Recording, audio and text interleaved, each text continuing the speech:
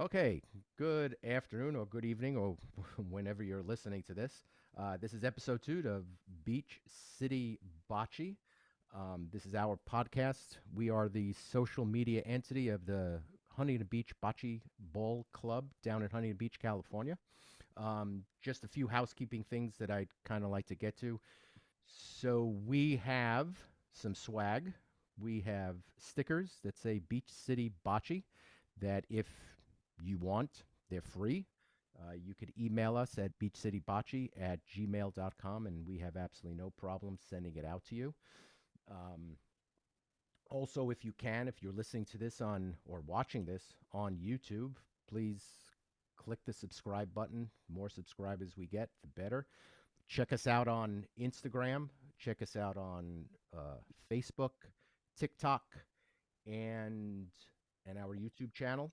And everything is Beach City Bocce. That's all you got to do is to look it up, and we'll take it from there. And right now, I'd kind of like to introduce the general manager of the Marin Bocce Federation, Jessica Lebien. Um, we're going to have a nice conversation about her courts and her club up in Marin. So, just to start off with, Jessica, why don't you kind of just tell us a little about yourself and how you got into the world of bocce? Sure. Let's see. I've been playing for about 12 years, and I had a friend who was playing bocce here in Marin. So for those of you that don't know, Marin is about 15, 20 minutes north of San Francisco, right past the Golden Gate Bridge. So we're in San Rafael, and a friend of mine knew that I was an athlete and really wanted to, get me on his team. I've never heard of bocce before in my life. Played every sport except for that one. And he brought me down, and hand-eye coordination goes pretty easy for me. So I just kind of fell in love with the game. At first, I was just sort of like, well, if you're not sweating, it's not a sport, But those of you that play, you start to. It's kind of boring at first, but once you get into it and understand, you know, the um, the strategy that is involved, it is so fun. And I got hooked. And I was really looking for something that was community based, that was sort of it became a healthy way for me to channel my inner competitiveness, without taking it to this level and national and pro, and which is what I've done in the past. So I started playing just in league, but then I started playing in tournaments, and then we started this, and it's it just kind of snowballed. So I started teaching, learning from the best. I learned from one of the top pointers in Italy named Oscar. He taught me um, pretty much everything I know, along with some of the other players at Marin that have gone to the Worlds and things like that. So it just kind of snowballed for me, and I started doing tournaments for them just as a tournament director, and um, and those were fun. And then once I was playing and teaching and stuff, I just kind of saw a lot of stuff at our club that I was like, this is a gold mine here, but it just needed a little bit of extra help. So I left my job in the medical field after 10 years, and I was not really sure what I was going to do. And they kind of approached me and said, what do you think about helping us, running the club? It's not really a club. Um, I don't really know what else to call it. We're a nonprofit organization, but it's big. We've got 8 outdoor courts and 2 indoor courts. So it's a big facility. And I've got 160 teams in our leagues. $100 Uh, teams of how yeah. many players per team? So we've got during the Monday, Wednesday, and Thursday, I have senior leagues. You don't have to be a senior to play in it, but I don't know anybody that's, you know, not a senior that's not working around that time. So it tends to be mostly seniors, and I've got so there's 3 leagues, 20 teams per league. There's about anywhere between, I would say, 6 to 8 players on a team. And then at night, I have 5 night leagues, Monday through Friday night. I have 20 teams each night. So there's 100 teams in our night leagues.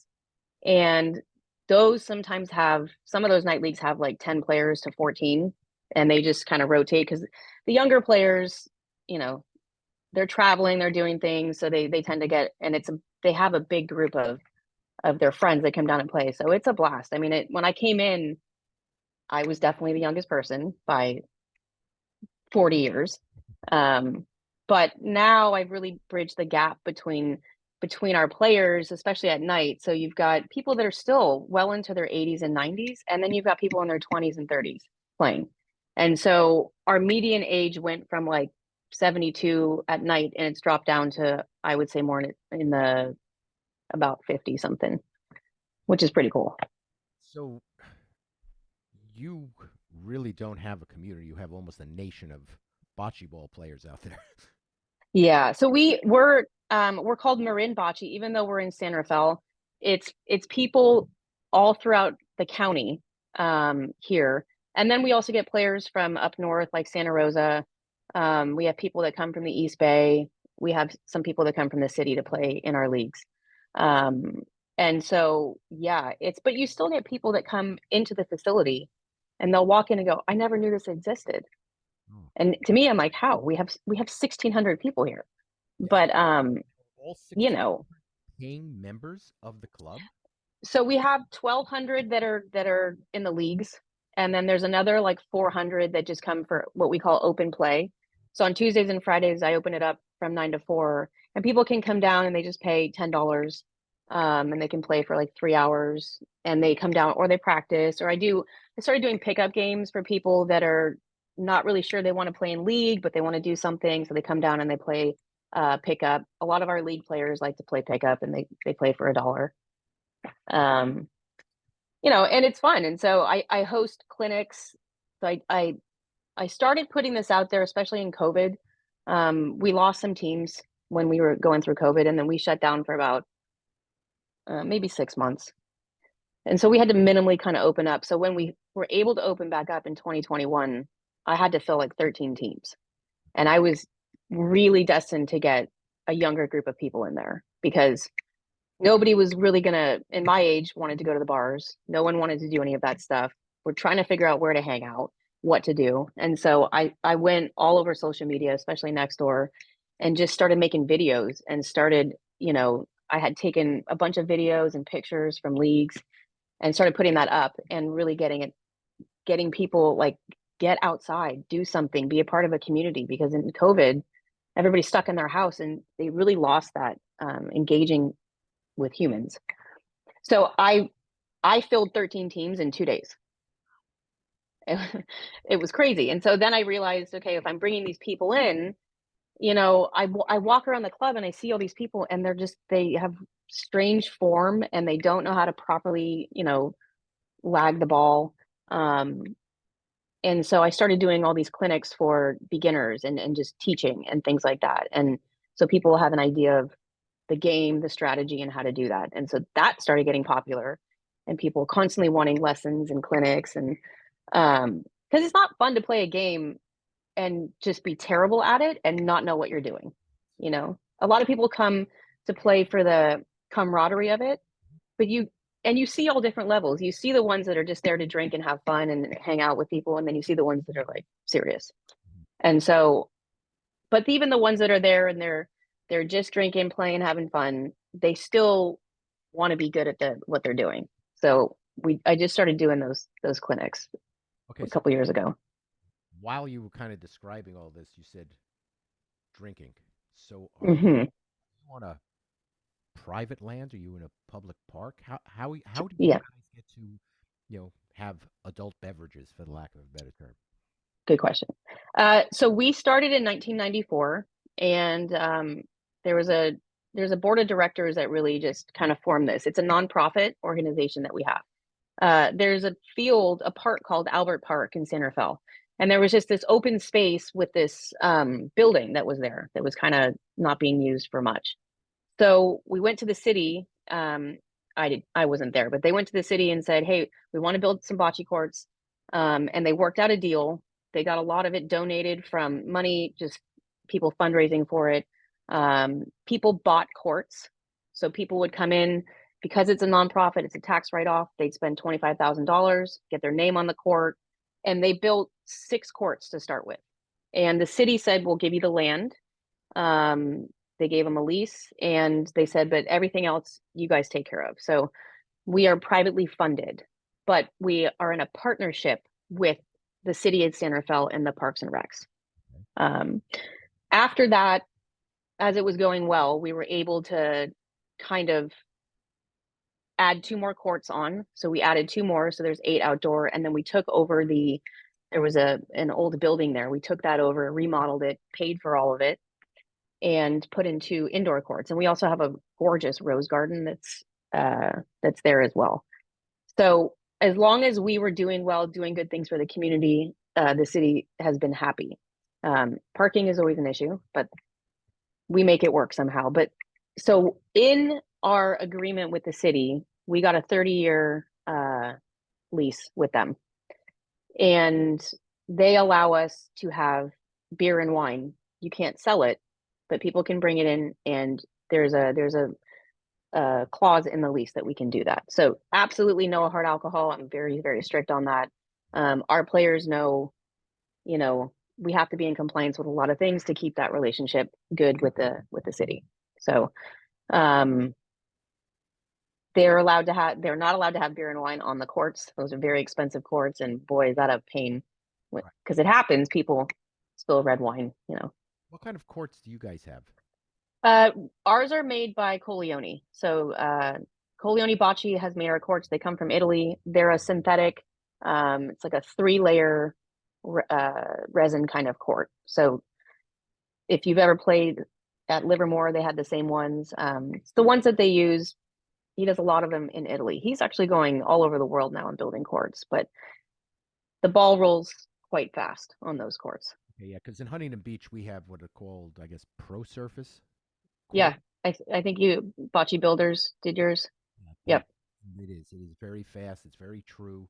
The Hmm. thing that we have that you don't. We just have no rain down here, except for this year. You guys Yeah. get some rain. How does your court stand up to the rain, the surfaces that you have? Because when we just had you know a number of days of rain, we're starting to have problems with the surface on ours. Yeah, you need to have proper drainage for it. And that's something when we first built the courts, um, the drainage has been changed a few times. So they used to have drainage on the side of the courts. So when the water would it would kind of go up the side and at the back. And then something was going on, so they plugged it up. But we had these really small drains at the end. So this past year in November, we had new drains put in at the ends of the courts. So they're 4 foot or 4 inches wide and 7 inches deep, which is huge. And I put in it's about a 2 inch circumference. So the way that the court's built, there's a little bit of a pitch in the center. So the water will kind of go off, but it won't affect the bocce ball when it rolls. But when it rains, it's a pain because I have a massive squeegee and I push that water off. And then I've got these rollers that they use on tennis courts. And it's kind of like a giant sponge. And you just you have to push the water off. If you don't have proper drainage, especially with these courts, you can get bubbles underneath them. You know, what I would like to do is we the only problem that we have is we don't have a ton of coverage over the courts. So when in the summertime, it's brutal, it's hot. It's beautiful on our courts. There's foliage everywhere, there's trees, there's the rose bushes. It's really pretty to look at. And we do have shade off the courts, but nothing over it. And so uh we are looking into doing some stuff like that to try to because the hotter the sun is on those courts, the faster the ball rolls. Oh, yeah. It also will bubble if there's water that seeps underneath it.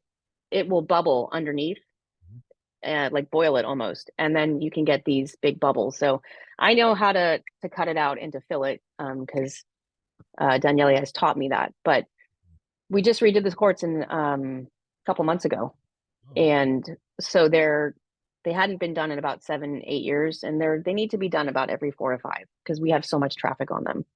That's that, Um, that's where we are right now. We have to figure out because we are getting some bubbling. Um, yeah, I mean, they're being used, so they're taking a beating, and the yeah, heat is what I think what really gets them with no rain The courts are being baked. Yep. So Yeah, the rain can, if you don't, I mean, we just fixed the drainage, so I'm really interested to see how it does the next rain season. We'll see. so Fingers crossed.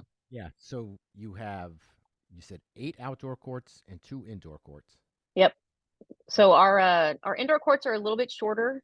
They're about 70 feet long. Our outdoor are true to size.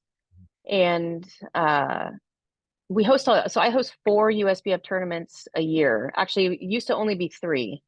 This year I added a new one because I just wasn't finding any singles tournaments going on. And a lot of players were wanting singles tournaments because that's what they're going to be having in the nationals. Okay. So we host 4 United States Bocce Federation tournaments. Plus, I don't know, probably 6 of our own in-house tournaments for league players. Okay, so for the tournaments that you've got the 4 that you're putting on, are they open tournaments or are they Punta Raffavola? We just do open right now. I do have 5 courts of mine striped for Punta Raffavolo. We do need to get some sort of higher gates in between the courts if we want to start doing Rafa, because just for safety purposes. So these are open tournaments. They're actually ranked tournaments. So I spoke with, Michael, who was on your last podcast, and so um, he's going to be ranking. I'm not sure if he can rank all of them. I forgot what he had said about that, but this last one we did was a mixed singles tournament. So I had 20 players come up for that, and it was great. It was the first time we've ever done a mixed singles. It was really fun. And so When's your next one coming up? next one is the men's doubles, and that's on a Saturday, July 15th. People can go to our website. It's www.marinbocce.org. And when you go on our website, I do it all online now to sign up. So you'll see where it says tournaments, and then you click to it. It takes you to our new management system that we got, and you can sign up for a USBF tournament. I do require that everybody has a USBF card for those. But then on August 5th is our women's doubles. And then October 7th, we have a mixed doubles, which is a really fun tournament. Typically, I usually only have 20 players, but if I get enough interest, then I would probably do more. We just have to put it in heats. Because we have enough courts. We have 10 courts, but if I can get enough interest, usually the men's doubles fills up pretty quick. I know for a fact there's a number of us that want to travel up there because we've heard nothing but really, really good things about your courts and your club. Yeah, and we are, so we're 4 blocks from right downtown Santa Fe. It's a really cute 4th Street. They've got all kinds of restaurants and bars and things like that. And then there's a brand new hotel that's opening up in the next couple weeks. That's like a Marriott that's gonna have a rooftop bar. So when people come up for the tournaments, that's where everyone's gonna stay, and it's like 4 blocks from our place. So it's pretty cool. It's central. There is a tournament that's gonna be held at our facility. It's not gonna be run by Marin Bocce, but it will be run by Golden State Bocce. So that's Dario Bernardi and Margaret Shinless. They're hosting a 2-man, 2-woman it's October 28th. And I'm going to put it on my website so you guys can see it, but that's going to be a really fun tournament. He's going to pay all the way out to the 8th place. I think that if we can get 24 teams, first place will get like $1,500. So yeah, so that's going to be at the end of October, Saturday the 28th. It's going to be a really fun tournament, 2-man, 2-woman. At the end of October or the end of August? October. Okay, I'm sorry. Yeah, October 28th. I'll put it on the website too. But that's Dario is going to be running that one using our facility. So yeah, it's a blast. Okay, so just kind of like backtracking a little bit because we kind of got a little sidetrack. So you guys got the courts, you got indoor. It sounds like the facilities are really beautiful. You're able to have the wine and the beer. And I know the old saying from Field of Dreams, if you build it, they will come. But how did you get them to come? Because it sounds like one of the biggest clubs that I've heard about here. Yeah, we are pretty big, and it's I think that they looked to me when when I sort of said to them, we need to involve the community more. We need to get young people in here because eventually, if you have the same people, and they're 80 years old, um, a lot of them stop playing because they can't play anymore. So if you don't bring in young people, I just started going to social media. I started reaching out to my community of people that I know, which is pretty extensive around here, and talking about it. All the restaurants that I know, the owners and stuff, going around talking about that and just sort of advertising it. And then a lot of videos. When you put videos online and people can actually see, because if you say I play in a bocce league, they kind of go, okay. But if you actually see and come down, I mean, our neighbors will walk down there, they'll bring a bottle of wine. Now they can buy a pizza. I got a pizza guy that's in there now selling pizzas at night, which is pretty cool. He's got a pizza cart that's like stationed there. And so you can walk down as a neighbor in the neighborhood, buy a pizza for 19 bucks, which I don't know where else you can buy that. Bring a bottle of wine, sit there and watch the league. And we have music that's going pretty loud. We play under the lights. So I don't know anybody that wouldn't want to be involved, but I noticed that when I talked about it, they kind of just, but then when I started putting videos up and showing how much fun it was, it was like, went like wildfire. People just wanting to get involved. Oh, that's so much fun. Oh, I want to play. I got to get my friends involved and my family. Do you have an Instagram or Yeah, it's Marin Bocce on Instagram. We're on Facebook too as Marin Bocce Federation on Facebook. I'm working on TikTok right now to get us on that. And we also have a YouTube channel that I just getting up and going.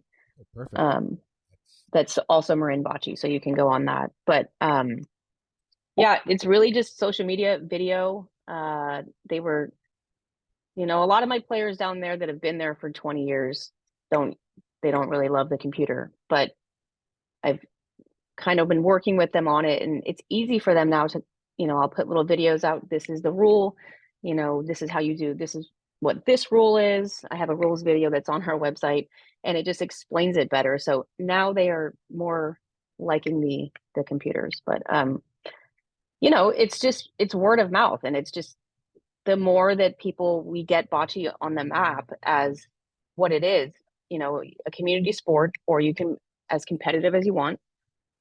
It's taking off. I mean, I've got we do a lot of fundraisers for nonprofits because we are a nonprofit. So and they do it every year. All my weekends are taken up with running events like that. I do a lot of stuff for the schools. So parents' night, they come instead of having a stuffy little thing somewhere, they come and play bocce, and they have a super fun night. And so I've got more events than I have time right now. I mean, it sounds like you guys are just growing leaps and bounds. Yeah, and we are, and it's great for the community. It's great, for Marin, um, because it gives you something to do, and it's that's what you need to keep something to make it sustainable is to bring in the young generation, get them involved, which is what we're doing now. And it's made it a lot more fun for the older generation, which is not, I think, what was expected, but they all come up and thank me. Thank you for bringing all these young people in. It's so much fun, and it is It brings in a completely different vibe. totally. So let me ask you this question: with the amount of members that you have, how many go into nationals? I would say honestly, I've got probably like maybe 15 players that are like serious and like to go and travel and play in other clubs. Um, as far as we used to have a lot more that are going to nationals, but honestly, a lot of my players that played in nationals are a little bit older, and so they I don't know how many of ours are. I mean, I think probably like maybe 4 or 5 are going to go. Um, but my goal is to get the younger players involved more on a more competitive level. It's just tough. They have, most of them have young kids, they have young families, so for them to travel and stuff is difficult. And to get down and practice in the time that they need to, working, families, things like that. But that's my goal, is to get these younger players understanding that you can play this at a higher level of competition and kind of starting to go around and travel and do things like that. So I know a number of my teammates met a few of your members who were playing at Yep. Las Vegas, and they seemed like they were having a great time. They did nothing but I mean, your club. I mean, it was great. It was absolutely positively great to hear those are my guys. They got their shirts made. They look sharp. They did well. They won the silver division. for them. Um, and I mean, I wish I had time to go and travel everywhere and go play bocce. Well, let's kind of put this out there. Um, the last and both you and me are on the USBF, the Western Sector Board. Mhm. So let's kind of just put this out there. But over the last number of years, the Nationals have been, east of the Mississippi. Yep.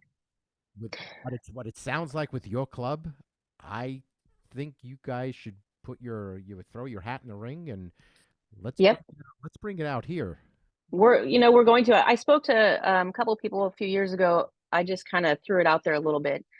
I know that our city would be supportive of it. The thing is, right next door to us, because we are in a park, is the community center, and so they've got a huge space that I already spoke to the director that she would give us that space to host whatever dinner we needed, things like that. So the city would give us bleachers. I am going to put us a bid in for it. It's probably won't be until 2025. Yeah, I mean, Um, it takes. but like I said, it's the perfect venue for it. It is outdoors, so we do have two indoor courts. And I don't know, most of the nationals are indoors, but because our courts are so nice and we do it in the summertime, it's perfect for it. And the accommodations as far as people traveling here, staying here, things for them to do. I mean, it doesn't get much better than this. So that's what we are. I just need to, as far as there's a few things as far as hosting nationals that you need, like having some sort of gate in between the courts. And you can make it temporary. That's not a big deal. We have plenty of time to fix that. But that's the plan because the last time I think they were in the West Coast was at Livermore when Livermore was around, and that was probably 8 years ago. I don't think I was playing at that time. Yeah, Never so seen. I know that a lot of the players that go to nationals too come from the West Coast. It's always been a majority of the players playing in nationals. I mean, years past were from the West Coast. So yeah, we're gonna bring it back. I'm gonna put our bid in the hat for that, and hopefully have it. You know, I mean, next year maybe, but definitely 2025. Okay, I I like that because it's a lot closer for us to go. I Yeah. think you get a lot more people from the California, Washington, Oregon area would come to that because you're kind of like right in the middle of everything in the Western sector.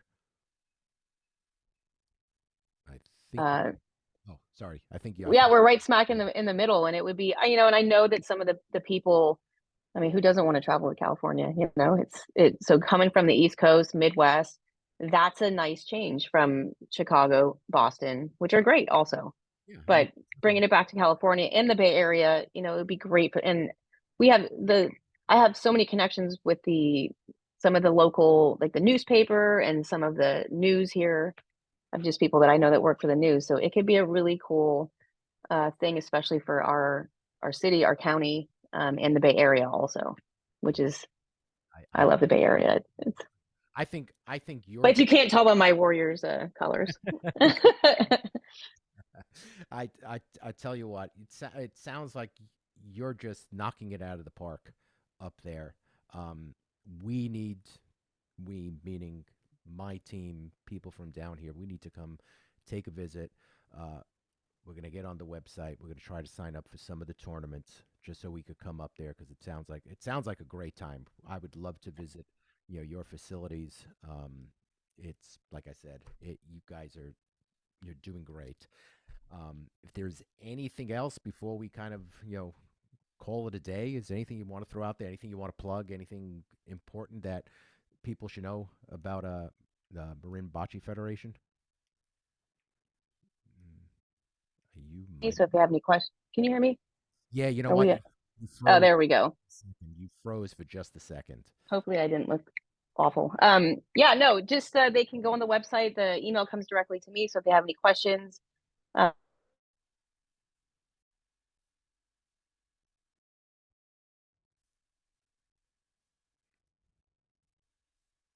in the West Coast or even Midwest, East, South, um, it's kind of part of my mission to make sure that bocce's Right. really on the map all over the U.S. Right. Well, you know what, Jessica, I really do appreciate. I know you're really busy. Yeah, Sounds like you got a lot to do. yeah, but I appreciate it. Thanks for having me on, Mark. Not a problem at all. And we'll hopefully see you in a few months. Okay, Okay. Bye bye. take care. Bye bye.